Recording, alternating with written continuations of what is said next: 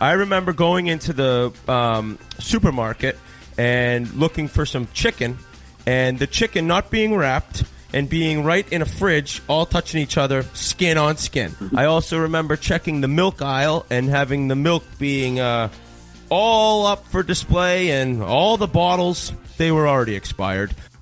Oh, around late August, we had a couple games in Finland, exhibition games, and my hip started bugging me. I started feeling something, and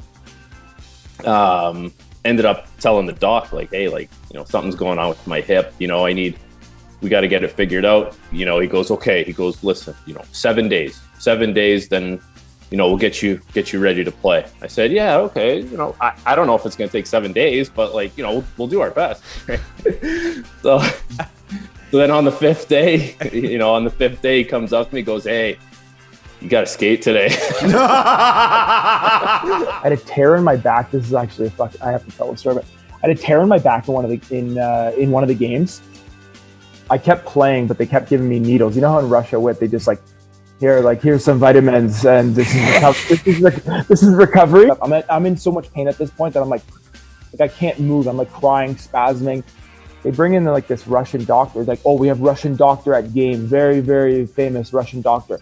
They put me on a stretcher. They stretcher me to his house. The guys like bring me to his couch. I'm on his couch now. Okay, he comes over, like a full glass of whiskey and 2 painkillers. He's like, this help. You feel better in the morning. His son is talking to me, translating. His son learned how to speak English through Call of Duty.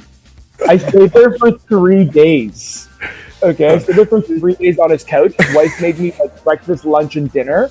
And then after 3 days, I could walk. So they're like, okay, you can go home. We had Russian coaches who knew how to speak English, but every once in a while, they would just throw like Russian at you. And then it would be up to like one of the guys or the goalie coach or someone who spoke English to like translate.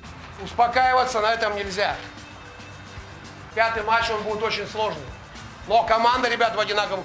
You'd like look at like the other Canadian guy next to you. You'd be like, I gotta be hearing that wrong. Like I'm getting used to it. Obviously, like I was talking a little bit earlier, there's a little bit of culture shock. And I mean, when we first moved there, like there was like no produce. Like my wife would go to the grocery store, she could get cabbage, or that was it. Like there's no lettuce, there's no fruit, no veggies.